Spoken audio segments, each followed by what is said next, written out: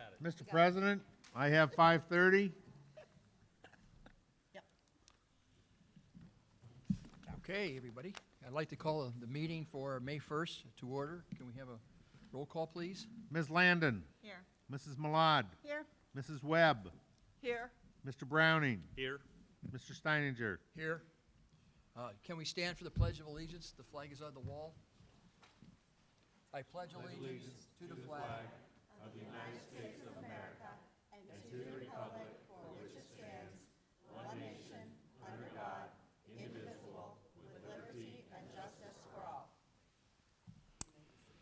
Okay. I'd like to have a motion to approve the agenda as presented. So moved. Second. Please call the roll. Call the roll. Ms. Landon. Yes. Mr. Browning. Yes. Mrs. Malad. Yes. Mrs. Webb. Yes. Mr. Steininger. Yay. I need a motion to approve the minutes of the Thursday, April 3rd regular meeting and the Thursday, April 17th special meeting. So Do I- moved. Second. It's moved and seconded. Please call. Mrs. Webb. Yes. Mrs. Malad. Yes. Ms. Landon. Yes. Mr. Browning. Yes. Mr. Steininger. Yay. Next, we have the board reports and good of the order. Jerry, you want to start? And we'll Okay. kind of move down the table that way? Yeah. I'd like to congratulate our 8th grade orchestra. Under the leadership of Amy Whitehill, they went down to the Music in the Park competition at Kings Island, and they won first place. And so that's huge for them. The other thing, and we had already acted on it earlier, but Amy is retiring after this year, so Amy Whitehill, so she's gonna be missed. There she is. So, Right on cue. yeah, perfect timing. Yeah. But the final 2 orchestra concerts that she will be conducting are the 13th, the 12th for middle school and the 13th of May for the high school orchestra. So if everybody can make it, we'll give her a great send-off as she goes into retirement. So that's it. Thank you. Wendy, you want to go next? I'll just move down the table. Fairborn Primary, they held their culture night last Thursday evening, and, or actually, it was last Tuesday evening, I think. Or was it Thursday? Thursday. I went to so many events last week, I can't keep track. So it was last Thursday, thank you. The event was amazing. They had some great highlights that featured different cultures, countries with different foods and music and information about countries around the world. So we're very grateful for our families and are thankful for our opportunities they provide for our students to learn and grow. We'd also like to congratulate our Fairborn High School seniors, Jordan Rivers and Jamar Reed. Jordan will be attending the Rose Holman Institute of Technology to study biomedical engineering, and Jamar Reed, who will be attending Hanover College to study criminal justice. Both will be playing football as well, and we are very proud of their hard work and their leadership. Congratulations. Thank you. Katie? All right. So FCS has been celebrating and honoring our military families during April's Month of the Military Child. Each building had special events which highlighted and recognized our military students and families. And I was able to be here for the high school event in which all of the students received a special certificate. At the elementary schools, they also got goodie bags and dog tags. The middle and high school students received water bottles. And you can imagine how excited they were at 7 o'clock in the morning to be showing their enthusiasm for being military students. But we were so proud to see all of them come and share that moment together. So we're truly thankful for our military community and the sacrifices they make for our nation. Thank you for sharing your experiences in our school district. Thank you. Stephanie, would you like to go next? Okay. I want to tag on to what Katie just said. I also was at Hall of Honor, and it was very nice. But I want to give a huge, big shout out to the Fairborn High School custodial staff, who did a tremendous job. There wasn't, because I looked, there's no little pieces of anything anywhere. It really looked good. I've been here in the past where it didn't look so good, so I wanted to make sure to thank them for a great job. Also tagging on to what Katie said. I attended also two of the Honor Our Military events, one at primary and one at the middle school with the water bottles, which was a big hit. They were pretty cool. They were both well done. The school did a great job. The kids were good. The little ones were so sweet, and we had some parents for the little ones. They just did a great job, and it takes a lot to make all that happen, as you all know. And so I wanted to say a big thank you to them. I wanted to say also congratulations to our Fairborn Middle School girls softball team. They are undefeated, and they're a group to keep your eye on. There's some good, talented athletes in that group, so keep an eye out for them. And finally, yesterday I attended at primary a second grade concert, and it was amazing. I have to say thank you to Ms. Chenoweth and Mrs. Hawkins for their patience, teaching them some great old songs like Tutti Frutti. I mean, it was great. The kids were good. It was so happy when the kids were so happy, weren't they? It was really, really nice. So thank you to everybody at primary. Mrs. Burton, where are you? It was great, Mrs. Burton. Thank you. It was good. And that's all I have. I'm done talking. Okay. The intermediate, like to say at the intermediate school held an art show, and which featured an art gallery, and incredible art was displayed by all. I want to thank Mrs. Groh and Mrs. Baldwin for their continuing that event, and I thought it was an amazing group of students that we have. Also, congratulations to the 8th grade orchestra, who under their leadership of Amy again took first place at the Music in the Parks competition. That's fantastic.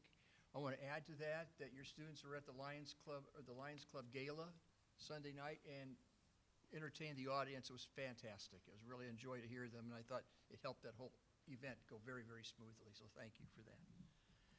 Also, I'd like to congratulate our FCS Transportation Department, who under the leadership this weekend took first place in our region, with the first place to Jordan Parker, our transportation supervisor, third place to Carla Huffman, a sixth place to Annie Taylor, a ninth place to Rodney Manns. And this is incredible because we competed against 75 other drivers from the area.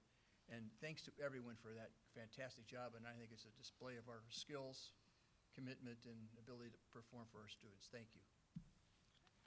Okay. Next we have district presentations. Oh, forgive me, I got recognition. Okay, recognition visitors. Sorry, forgive me for moving one step too fast. Mr. President, we have 5 people signed up to speak. Okay. Reminder, comments are limited to 5 minutes or less. You will be timed. If you get close to the time, I will signal you. And just a reminder, this does go on YouTube, so everything you say will be there forever. And we will first start off with Mr. Pat McCourt. Mr. McCourt, come up here to the microphone. Please address the board. Do not expect an answer from the board. Do not expect a conversation with the board. It's your chance to speak to the board. Thank you and welcome. I wanted to come out tonight for a couple reasons. I'll be giving a report from the Greene County Career Center, which I am a board member now, representing Fairborn, and a lot of good things going out there. But for the other part of it, I just want to, I don't know if any of you, the group here, has ever gotten out for our post-season basketball tournament that we held here a while back. And I think we had 15 games, both girls and guys, and was held in the arena, of course. But I wanted to come out tonight just to let you know, I volunteered early on to kind of help out where I could, working with our athletic director. And we had a lot of things going, of course, with that many people and that many kids involved. So I got with Kevin Alexander and kind of asked him what he would like for me to do, what I could help doing. So he put me, I met the teams at the door, met the coaches, had all the kids sign in, and then I was responsible for escorting them to the proper locker room. Now, over in the arena, we got a lot of locker rooms over there, but Kevin had signs made up for each school on the walls going into their locker room, and I'm telling you, it was such a well-run tournament. After I got the teams checked in, I kind of roamed around a little bit and talked to the people from other school districts that were there, and they just showered us with compliments as far as the arena itself. But tonight, I just want to say thank you, Kevin Alexander, for your part in that, which was a key part. Kevin, he doesn't sit still long anyway, regardless of what he's doing. But if you can imagine the amount of teams and the amount of people we had in the arena, I think one game we had a packed house, and I've never seen a packed house. Well, I did when you go way back into the 70s at Baker, but he was just everywhere. I mean, he was, if he wasn't taking money or doing this or talking to people, putting the basketballs out for the girls and the guys, meeting with radio people that were there in the arena to watch the postseason tournaments. It was a well-run operation, and he had everything set up going in, and he knew exactly what he had to do and what his volunteers had to do. A lot of volunteers it takes to do that, and we'll have more of those, I'm sure. So, Kevin, again, thank you, pal. Great job.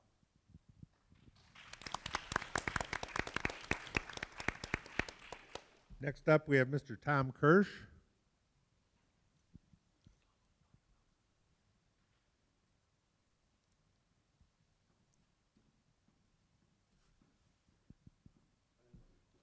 Yes. You can set it right there if you want. That might be too low. Okay. Yeah. Do whatever you want, Tom.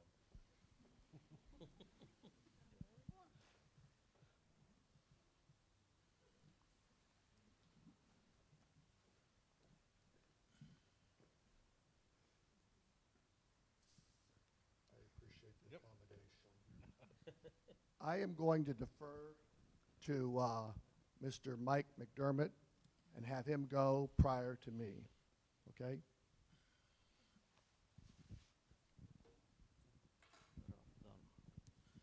Good evening. My name is Mike McDermott. I'm a graduate of Fairborn City Schools as well as a product of Fairborn City Schools, with both my parents being educators within the district. Sorry, I'm nervous wreck here, but I've kind of been beating a quiet drum, silent drum for a number of years with like Mr. Kirsch, Pam Gayhart, and I've had this idea of trying to honor my dad's memory.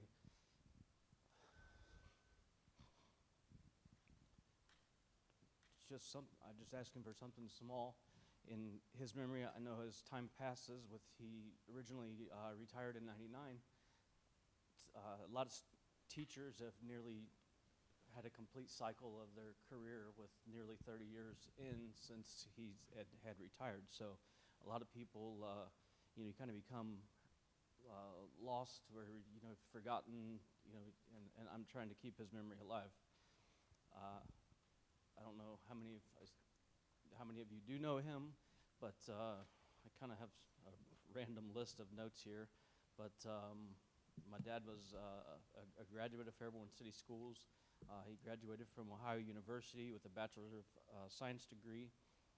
In '74, he had a postgraduate at Antioch with a Master's of Science degree in Administration.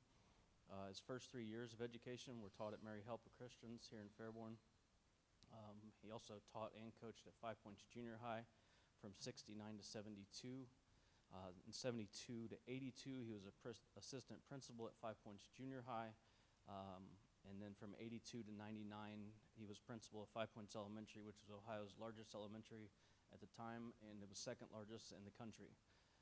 So he had touched many lives throughout those years. You imagine the amount of students, which obviously a lot of you know. Rosie, I know you know. My dad's longtime secretary, amongst many others. Once he retired in '99, he was asked to come back by Mr. Bob Cotter, which I'm sure all of you know. From 2001 to 2005, he served as the assistant principal at the high school. He was a man of the city, a man of the schools for sure. Fairborn City Schools were the most important thing to him. He would do anything for them. And I don't want to sell my mom short. My mom also, my mom has, I believe, 38 years in Fairborn schools as well. Basically what I've asked for and what I've started to mention many times with several different people around town, just in conversation, was I was trying to get something just dedicated to my dad in his memory, just so he's not forgotten. So, I guess the only thing I've asked, and I've kind of become greedy with it, Amy and I had spoken, and we kind of talked about at the entry of the primary school, which was obviously the grounds of where Fairborn, where Five Points was, where he spent many years of his life. I remember him saying that looking out from his office originally, he could look all the way over to Flatter Farms because there was nothing there. There were no houses or anything. So he was there from the beginning. But we kind of talked about like naming the street or the drive-through. We talked about Ron McDermott Way. And now I'm kind of becoming greedy with it. I know Funderburg is a less traveled road than what Dayton Yellow Springs is. So if I can ask this, I'd like to propose that we do something like Ron McDermott Way entry and then Ron McDermott Way exit on the Dayton Yellow Springs side, because obviously, like I said, that's a much more traveled road than Funderburg is. So it's kind of what I'm hoping to propose, just like I said, to keep my dad's memory alive. I think he deserves it, and like I said, my mom does too. So, thank you.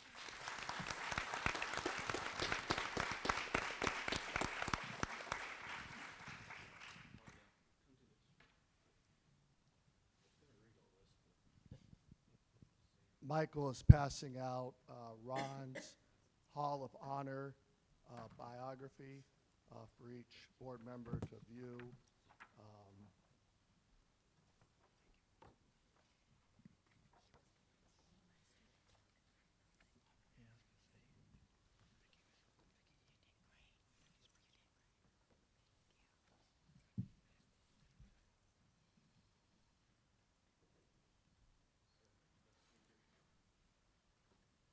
I will be speaking in support of the family's request.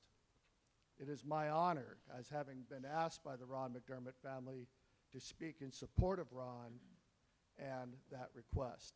I had known Ron for over 50-plus years prior to his untimely passing in September of '21. Ron, a Fairborn citizen his entire life, a product of our schools, the Fairborn Flyer class of '63 grad, went on to OU and graduated in '67. His first teaching position back in his hometown, as Mike mentioned, was at Mary Help of Christians. And I was one of his first students. He taught 5th grade, and I'll never forget geography class. My gosh. Completion test in 5th grade. No multiple guess, completion. You had to know the answer. No list to look from either. He was awesome. And in fact, he was my first male teacher. I think 4 out of 5 prior to that were nuns.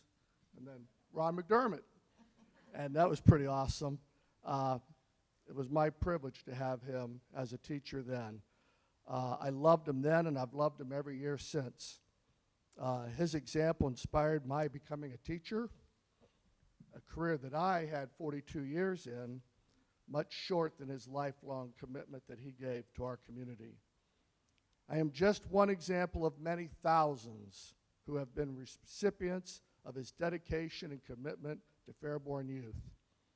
After Mary Help, he went on to FCS, and the rest is history, as told eloquently in his Fairborn City Schools Hall of Honor induction. Copies here. His legacy, which is known to many here in attendance, and to many of you sitting here on the board, are very aware of Ron and know him well. His influence, his reach over the years is beyond our grasp, I believe, as there are lives that have been lived and gone on. There are lives presently living that remember and feel and have been impacted by his example. And there are lives yet to come into the future, long after we're gone, that will remember a Ron McDermott having been in this community and what his gift was. And I believe that testifies to his influence, example, and most importantly, his love. The man loved me.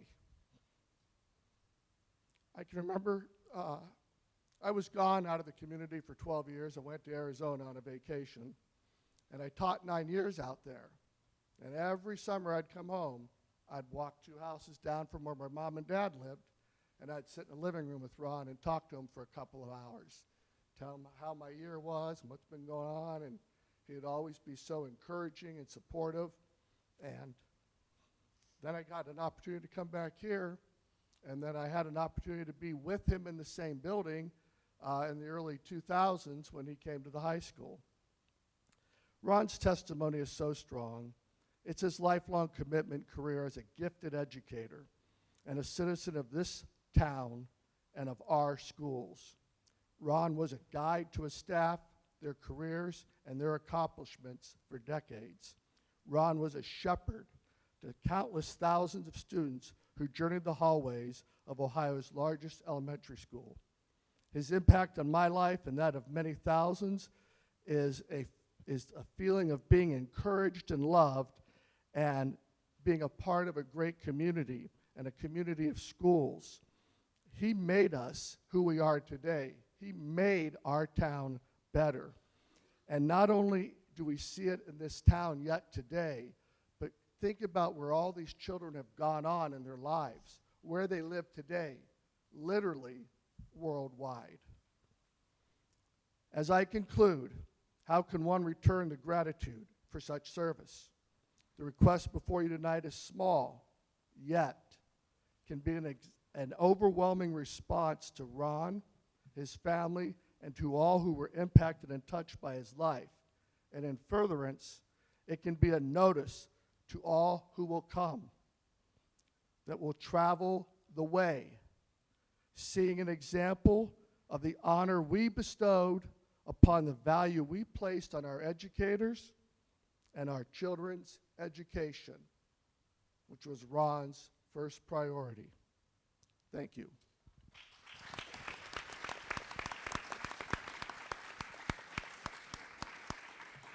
Teresa? Teresa Gum? Oh. Roger, whoever?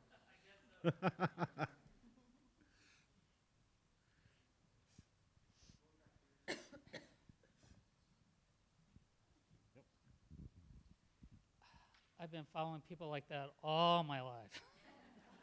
Like, can I get a break? 35 years ago, this summer, Ron McDermott hired me to teach for him at 5 Points Elementary. It was 1990, and the educational world was changing rapidly.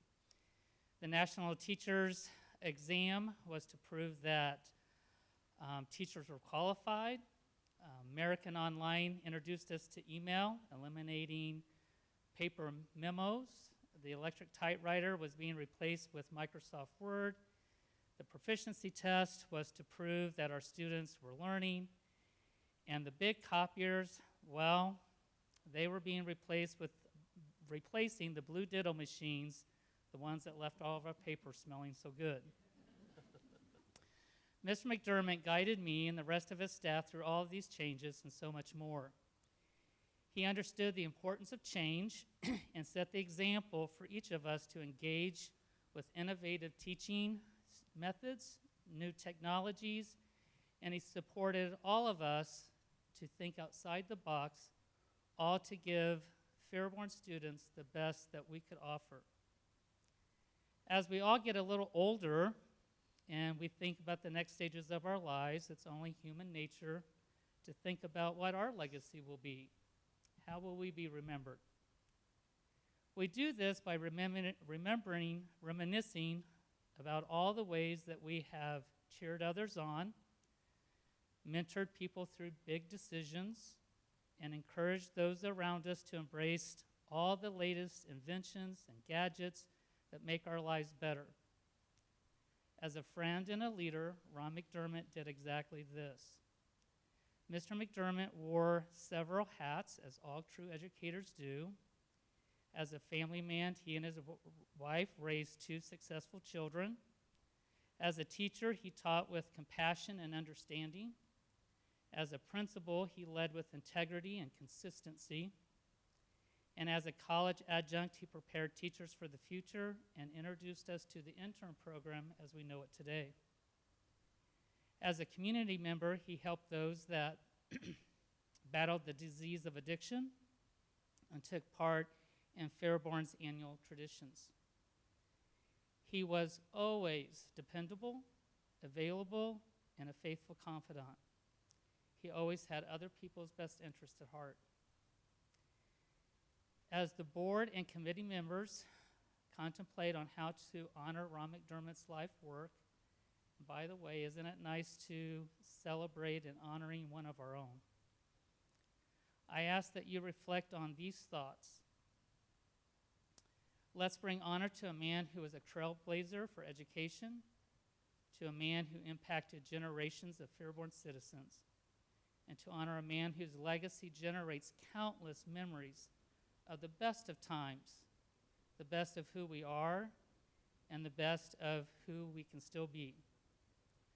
Mr. McDermott, I know, enjoyed and valued quotes, the wisdom of others. So allow me to share and close with the words of Helen Keller that I find to be fitting and appropriate for this time. Be of good cheer. Do not think of today's failures, but of the success that may come tomorrow. You have set yourself a difficult task, but you will succeed if you persevere, and you will find a joy in overcoming obstacles. Remember, no effort that we make to attain something beautiful is ever lost. Mr. McDermott looked towards the future for our success. He developed a joy in overcoming many personal and professional obstacles, and he demonstrated the value of perseverance. Let our something beautiful be to honor his name. Naming a local drive or a roadway would be most fitting and an everlasting reminder of Ron McDermott and his legacy. As current and future students begin to set their future goals and set their GPS, may they be reminded of those who have paved their way. Thank you so much for this time and your consideration.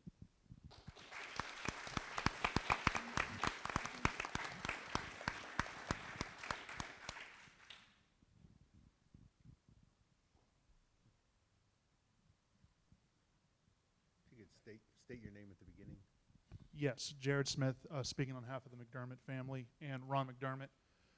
Didn't really write anything. I just want to give a testament of who he was as a person. Over the years, I've gotten to know Mike a little bit, and I just want to give like a minute of how I feel and why I think he should definitely have something named after him. Mike used to always joke with me like, hey, just a dumpster named after him, and we're cool with that. But, Mike, it's a little bit, it's too small for your father.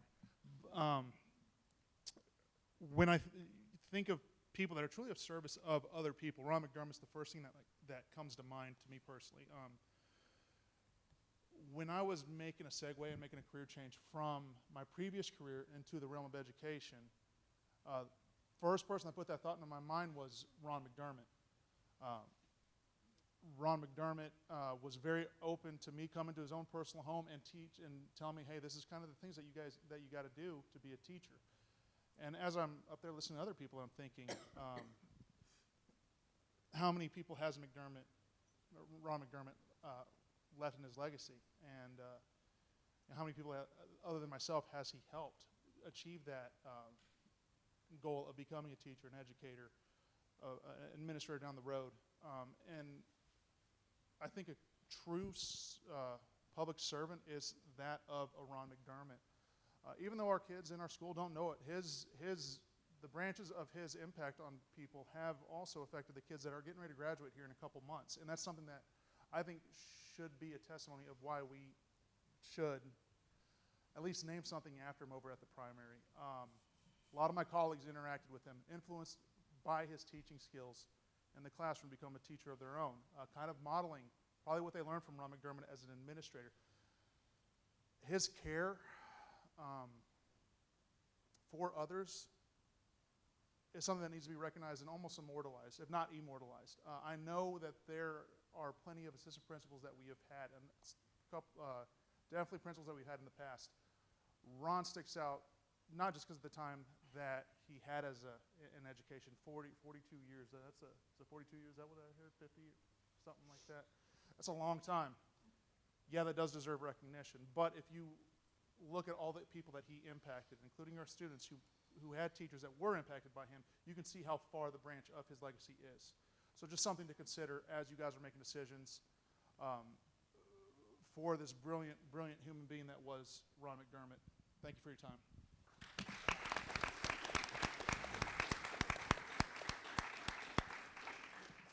And finally, we have Teresa Gum. Hi, Teresa Haddock-Scum. I have a couple of responses from several teachers that asked me to read them today. Ron McDermott was the living, breathing definition of a mentor.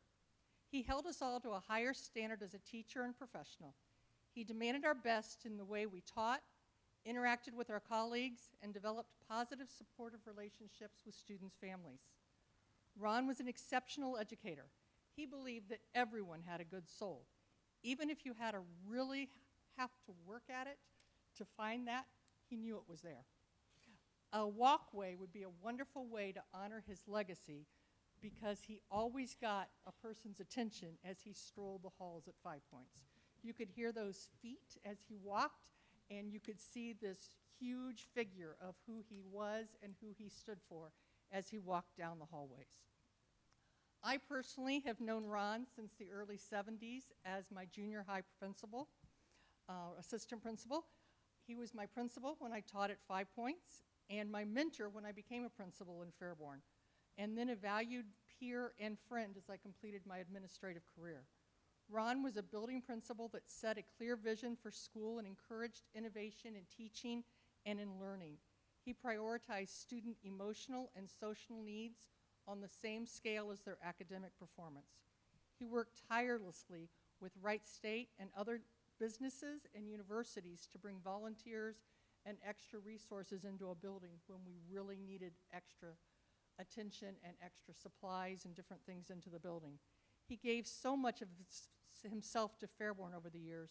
This would be a nice small token of appreciation for his sacrifices over the years. And to conclude, in Ron language, I'd like to say, see me, RLM, was a note that he always put in teachers' mailboxes, and hopefully everyone will get to see when they do present this walkway that we will just have words there that just say those little RLMs, see me. Thank you.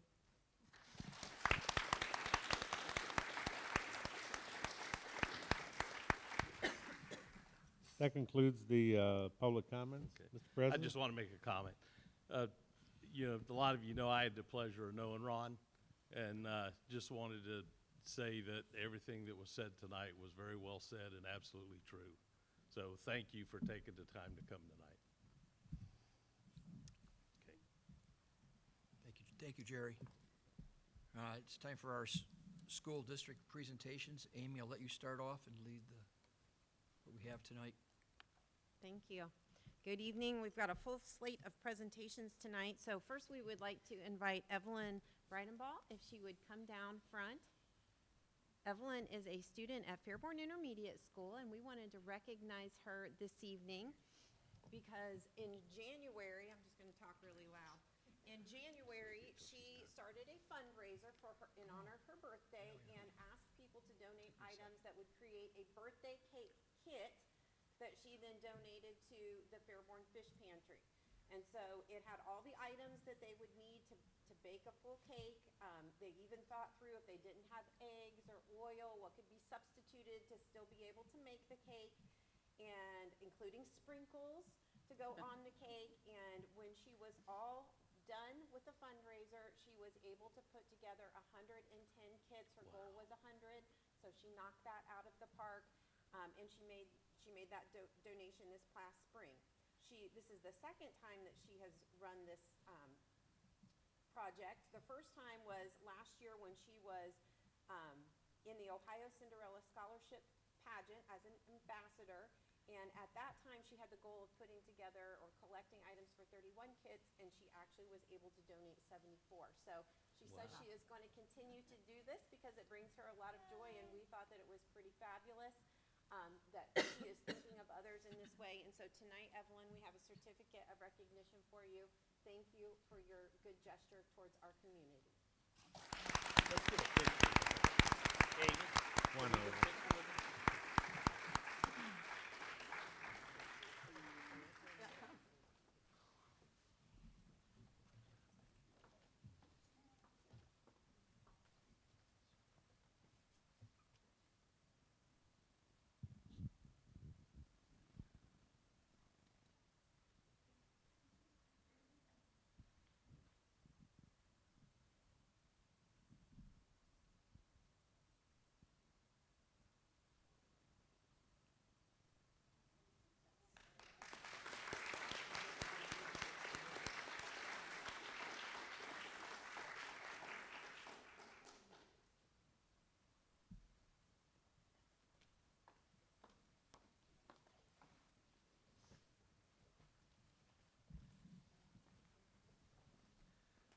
I had Evelyn's mother as a student, I believe, in both middle school and high school, and I'm not surprised that Evelyn's doing the good things that she's doing. So good job, Jasmine.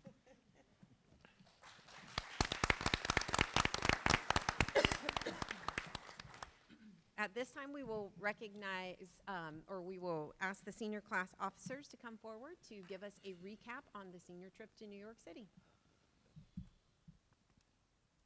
Thank you for having us here tonight. We're here again representing the class of 2025. My name is Emma Miller, and I am the class president. With me tonight are class officers, Secretary Jamie Burrows, Treasurer Javon DeWitt, and Assistant Treasurer Mac Albright. We have come tonight to thank you for allowing us to take our senior trip to New York City and to give you an idea of what we experienced. We started this school year with our annual chocolate sale. The fundraiser is set up so that individuals offset the cost of their own trip by selling candy. In the end, we sold over $60,000 in chocolate. After a 4 a.m. breakfast, we started our NYC adventure with a ferry ride to the Statue of Liberty. From there, we broke up into our smaller groups we called families. Each family designed their own travel plan to visit sites of interest to each member, visiting the World Trade Center Memorial, Times Square, and adventuring through Little Italy and Chinatown were some of the destinations. Families reunited at Planet Hollywood for dinner, and then we visited the Summit One Vanderbilt Observatory and were able to look over the whole city of New York. Friday morning saw us up at 7 a.m. for breakfast and then heading to Bethesda Fountain in Central Park for the traditional NYC trip photo. Families then set off on their own for another day of exploring the Big Apple. We saw unforgettable sights like the Bull on Wall Street, Trinity Church, and the Oculus.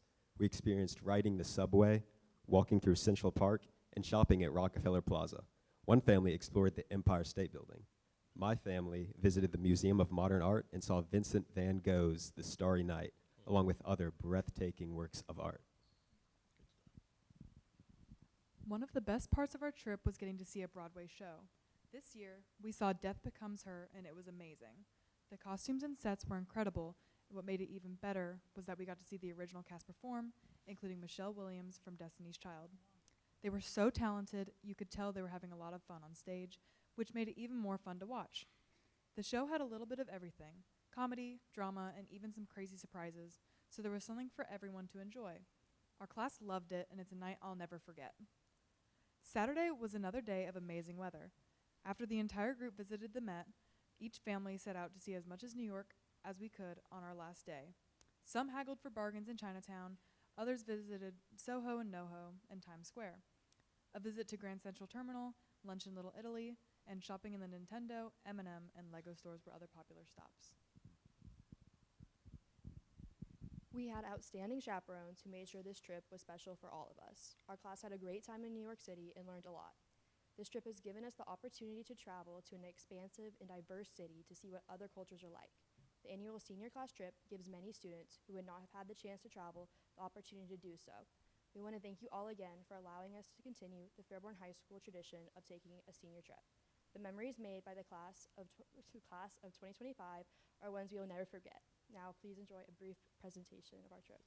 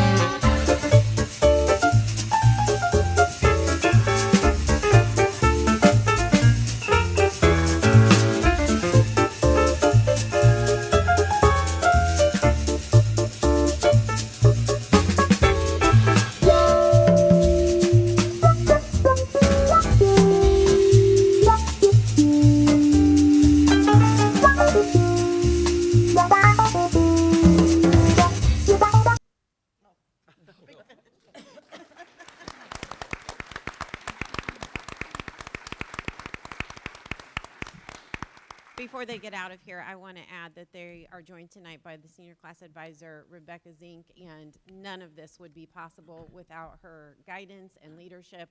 And I can assure you that these senior class officers, when they graduate from Fairborn High School, will go into the world and be great leaders because she trains them to do so. So thank you, Mrs. Zink.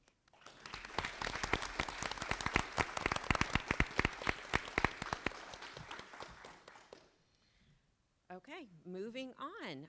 At this time, I would like to make a special presentation. I had the honor of attending the Southwest Ohio Athletic Directors Association meeting last week with Kevin Alexander, where he was recognized as a 2025 Southwest Ohio District Athletic Director of the Year. So I want to present this award to Kevin tonight on behalf of the board, or give him congratulations on behalf of the board.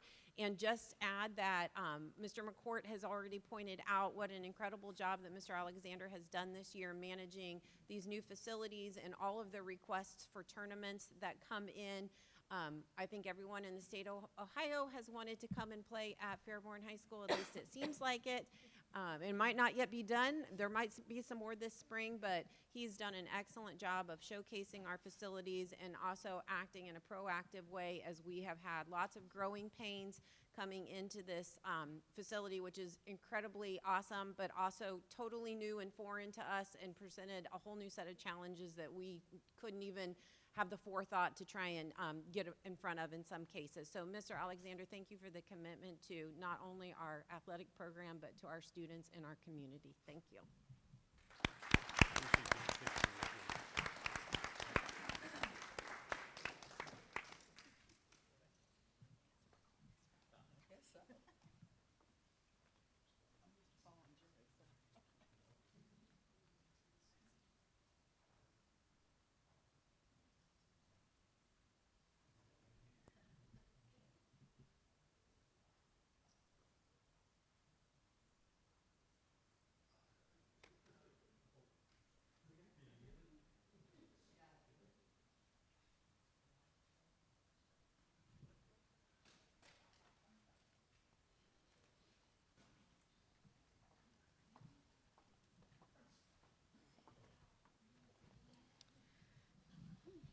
Continuing on, we would also like to make a special presentation tonight. Back in March, Wright State held its annual Learn Local Conference. It's a yearly conference that they have held for many, many years now, probably well over a decade. And this year they recognized our district leadership team under the direction of Dr. Sue Brackenhoff and Melissa Williams for the work that they have done over the past school year to improve our chronic absenteeism rate across the district. This was very focused, intentional work led by Dr. Brackenhoff with our district leadership team, which then trickles down to our building leadership teams and our solution teams within the buildings. And we saw a huge improvement on our report card, as this is an item that is reported by the state, but also we know that it is to the good of students, because we can best serve students when they're actually at school. So Dr. Brackenhoff, if you would come up.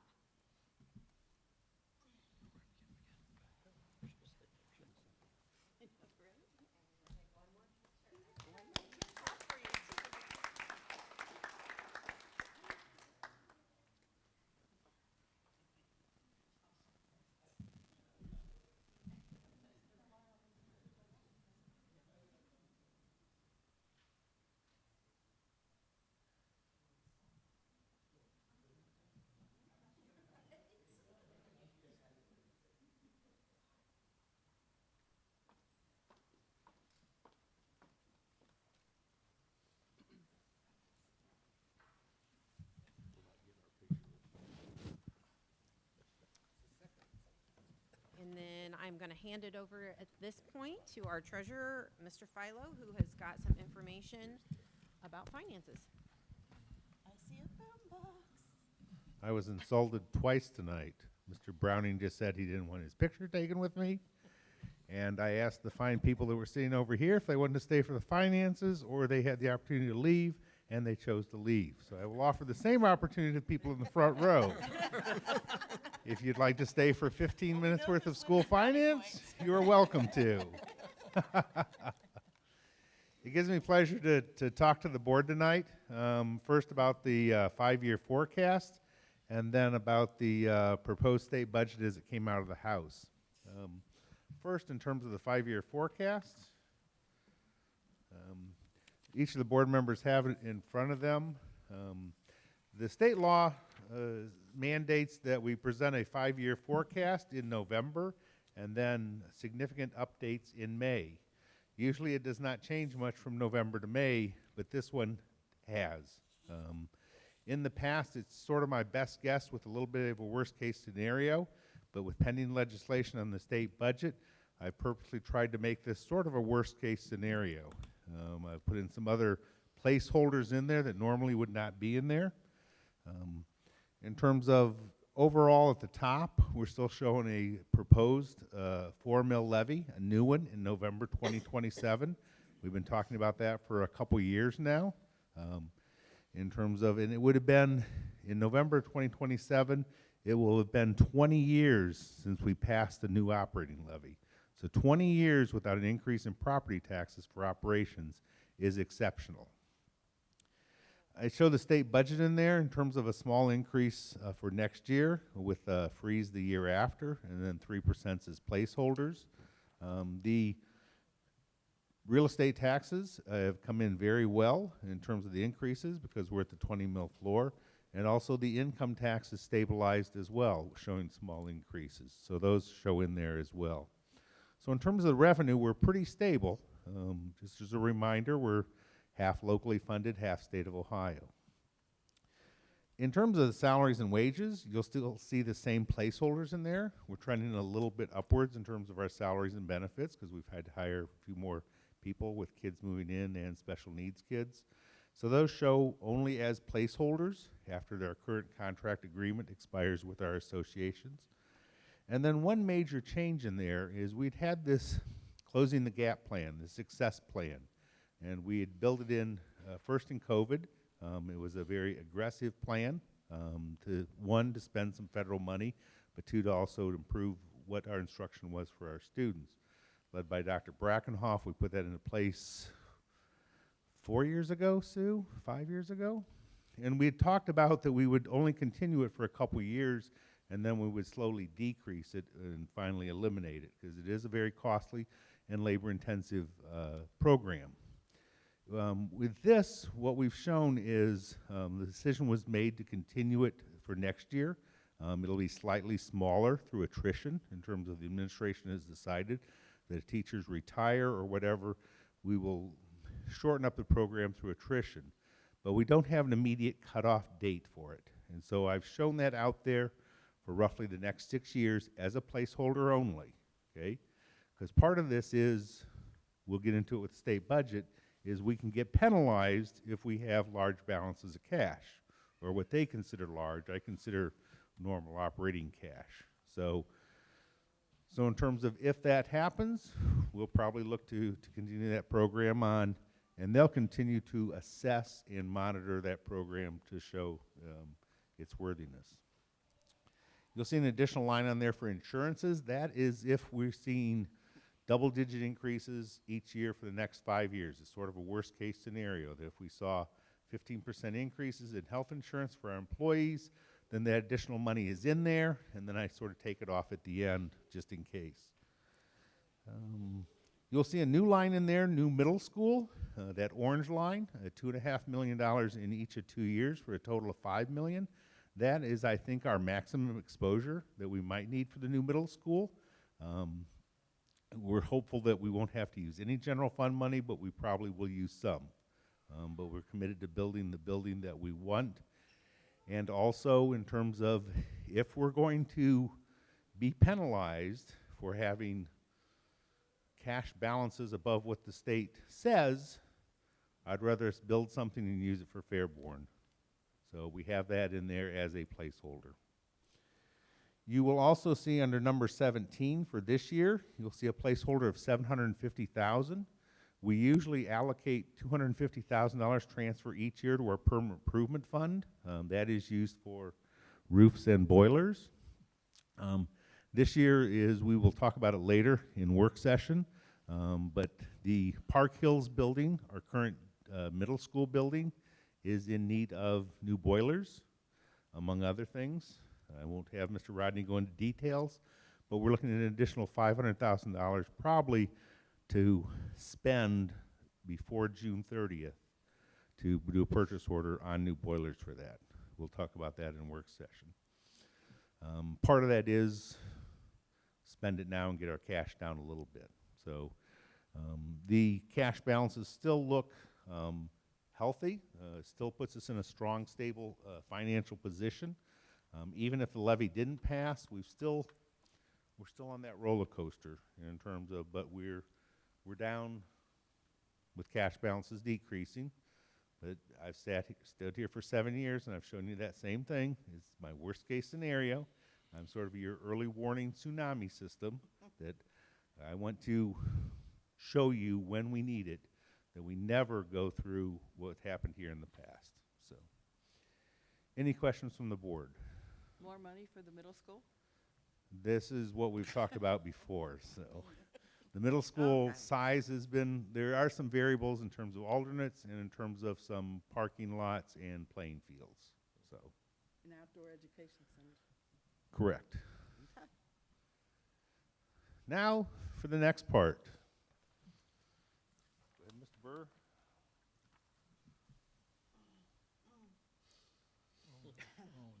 Yep. Where's the music? It's coming.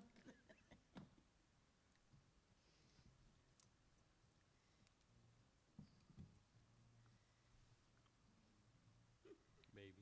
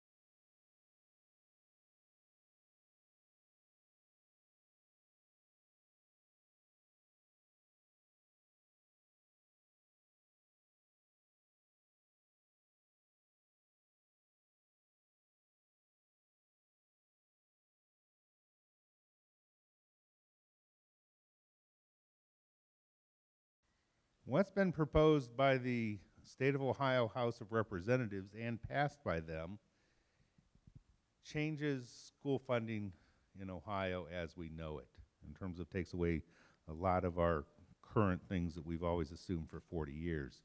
And it's very, very scary in terms of, I've been doing this for almost 40 years. This is one of the most, I don't know, devastating things that's been proposed.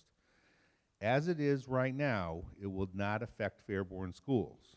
What their state of Ohio is proposing is that if you have cash balances above a certain percentage of your operating funds, is they will then decrease your property taxes the next year, the appropriate amount to put you in compliance.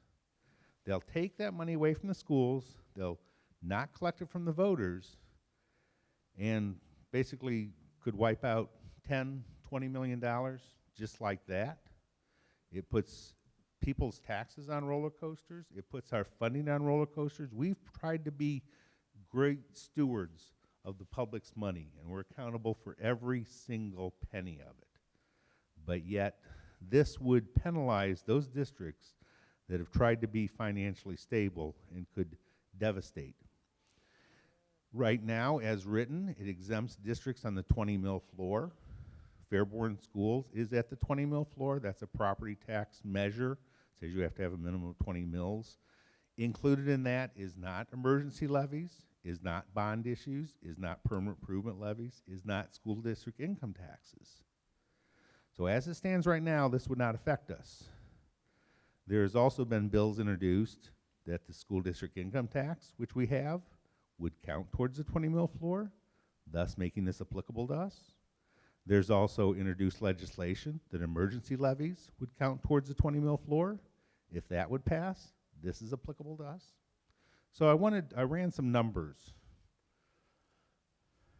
No, not the roller coaster again. We're scared. Now we get the really scary part. So in terms of, the blue line up here shows our balance before, and as you've seen in our 5-year forecast, you know, we're roughly at the top of the old roller coaster in the $30 million range, and slowly going down. Our property taxes, we collect $21.5 million in property taxes each year. But since they're saying is our balance would be above what it should be, we should deduct $14.4 million from taxes collected next year, okay? So our cash would immediately go down. Property tax owners in Fairborn would see a 67% decrease in their taxes. Would go from $1,400 to $462. We would lose roughly $14.4 million and only collect $7.1 million instead of $21.5, okay? Our balance then goes from $32 million down to $17.6. But then, since we're below the threshold, property taxes should go up. We should collect back to this $21.5 million. And therefore, you'd see a 303% increase. How do I? Don't touch the board, Kevin. The taxpayers would see their property taxes increase by 303%. They would triple. Now, don't get me started on what happens if you sell the house and the proration of the taxes and the tax year and the calendar year and all that. But in terms of, we get calls enough if your taxes go up a little bit. But if you moved in here or you didn't know it and your taxes tripled, oh, and by the way, that's also probably when we'd need a new levy because they've already taken away $14.4 million. And now we're asking people to increase their taxes on top of a 300% increase in taxes. It immediately takes us, if applicable, from nice, steady, stable, everything that we know where the hills are, we know where the valleys are, to roughly decrease us down and put us in jeopardy. And this could affect roughly 600 districts across the state of Ohio. So, questions from the Board of Education? What are the chances of this actually going through? It has passed the Ohio House of Representatives. It has passed as part of the state budget, okay? It next goes to the state Senate for their rendition, and then after the state Senate, first was the governor, which had nothing in here about this. Ohio House did this, okay? Part of it is to lower balances of school districts and to give a property tax relief. They don't go hand in hand in my book. It then goes to the Senate. And I know Mrs. Gayhart has some conversations with our state senator. Maybe she can fill us in on terms of what they said. So the House passed it at or what went through the House was at a 30% reduction. We met with Kyle Kaler, I believe is how you say his last name, how you pronounce his last name, and he seemed to think that it might get bumped up to 50%, but that there was still going to be some sort of required reduction in there. They don't know. I mean, there's no crystal ball to be for sure how it's going to end up, but he felt pretty confident that reduction was going to stay in there, that it was going to be present in some way, shape, form, or fashion in some amount. He just wasn't sure what the amount was going to be. They realized that 30% was pretty unrealistic and was going to be detrimental, but that they felt like it was going to have to stay in there and they were going to have to work to find a percentage that people could live with. So So the Senate will then come up with what they believe, and then the House and the Senate will have to confer. They'll have to bargain and come up with what they want, and then they'll send it to the governor, and the governor can line item veto stuff as well. And it's supposed to be done by June 30th, and I told you guys before, it's always got to be done by June 30th, except 2 years ago it was done on July 4th, okay? I don't know what cash balance, if they're talking about our cash balance as of June 30, 2025. If this passes in June of 2025, you're going to see some creativity and some transfers come across your desk here at the June board meeting, because we can put money in different things. We can put 5 years worth of money into permanent improvement, so we don't have to decrease our cash. We can be creative accountants, which I do not like to do. But in terms of, I just wanted to give you guys a heads up on what it was. So, any other questions? Thank you. Mr. McCord, do you need any music? Mr. Philo, I'm surprised you did not play Crazy Train for your music on the second He's done roller that coaster. before. Our final presentation tonight is going to be by Pat McCourt, who will be updating us on the Greene County Career Center.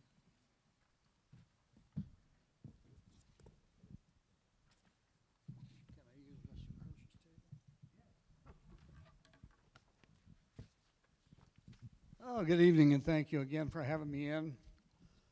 Greetings from the Greene County Career Center and all of our students, staff, and administrators over there. A couple things. Today was a signing day at the Career Center. This is where the kids come in. They've already been in a couple times, but come in and take a look at the curriculum and what they want to do at the Career Center.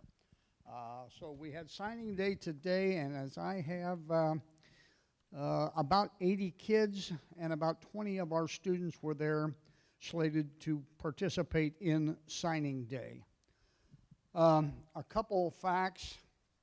113 we have from the Fairborn district. We have 113 juniors compared to 57 last year. Now, we knew this was going to happen because of the new building. People want to come in and see the new building maybe for a year or 2 or 3 before maybe going back to the Career Center. And this is what happened. Last year was 57 kids because they wanted to see the new high school. We thought that the jump to 113 was pretty good. We currently have 57 juniors and 85 seniors at the Career Center. And so we look at a couple things. First of all, what our kids are interested in, and then how many kids we can get in the Career Center. Currently, we have been for the past 2 years at a capacity rate. No more room in the inn. And what we have done, and the board a couple months ago have purchased, I believe it was 13 acres close by the Career Center, and we will be closing on that soon, and then we will be building a new building to add to what we have. If you've not been out to the Career Center, it's a huge building. As a matter of fact, from one end to the other, it's 3 football fields. So it's a long, big building. So we also have a opportunity to pick up some more acreage and purchase more acreage to get us maybe up to around 21, 22 acres total. And again, if we get that, we're going to be building more buildings so we can get more labs in those buildings. We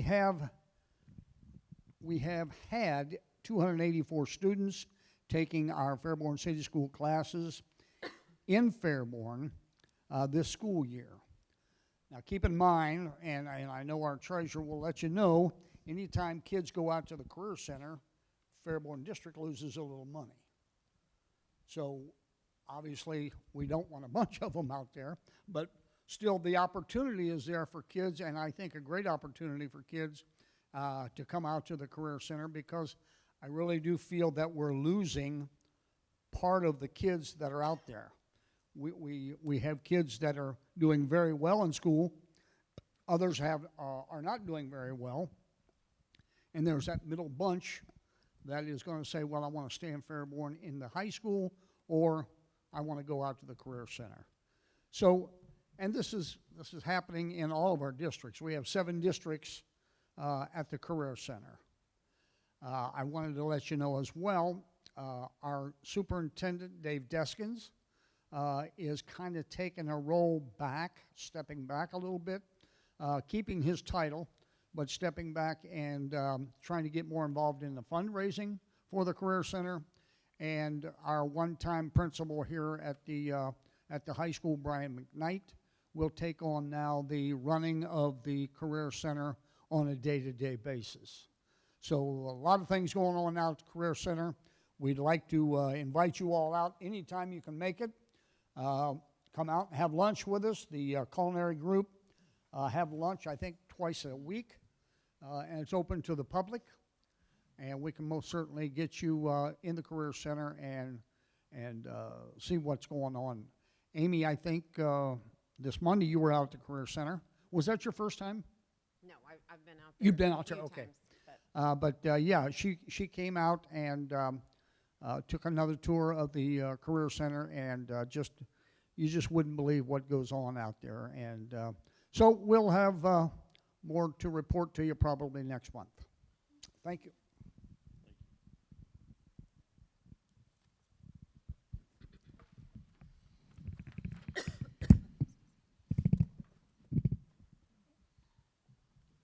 Okay, thank you very much, Pat, for your briefing. I'd like to look at the budget and finance, the next item on the agenda, and make the treasurer recommendations. He has 3 recommendations here. Do we have a motion to approve these 3 recommendations? So moved. Second. Second's been approved and seconded. Do we have any discussion? We've just heard the presentations. Okay, with that, please call the roll. Mr. Browning, Yes. Ms. Landon, Yes. Mrs. Malad, Yes. Mrs. Webb, Yes.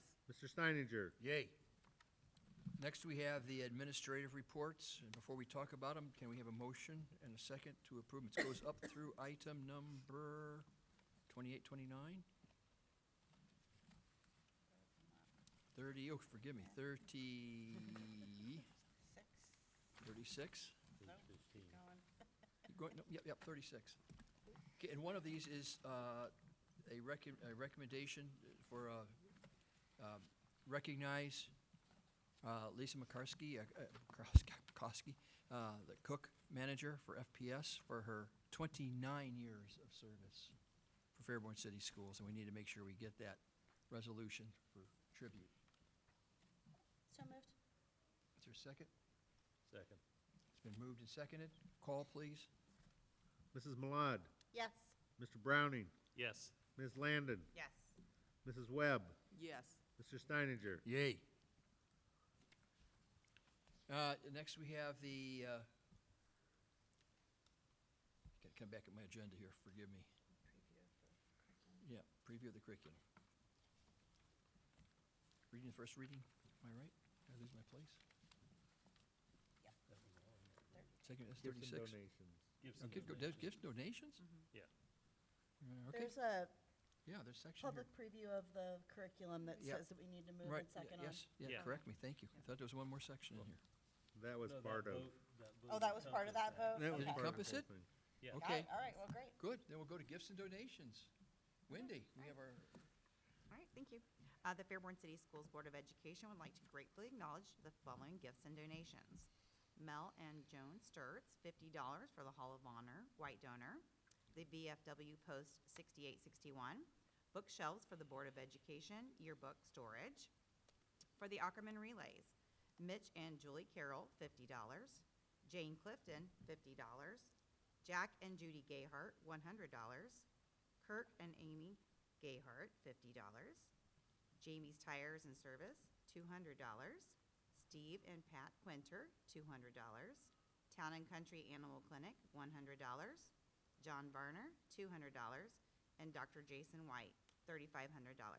We thank you for your grateful gifts and donations. Thank you so much. Thank you. Thank you, everybody who donated. We have work session? Yep, that concludes our regular meeting. We'll now go into a work session, followed by an executive session. No further action item is expected tonight, except to adjourn from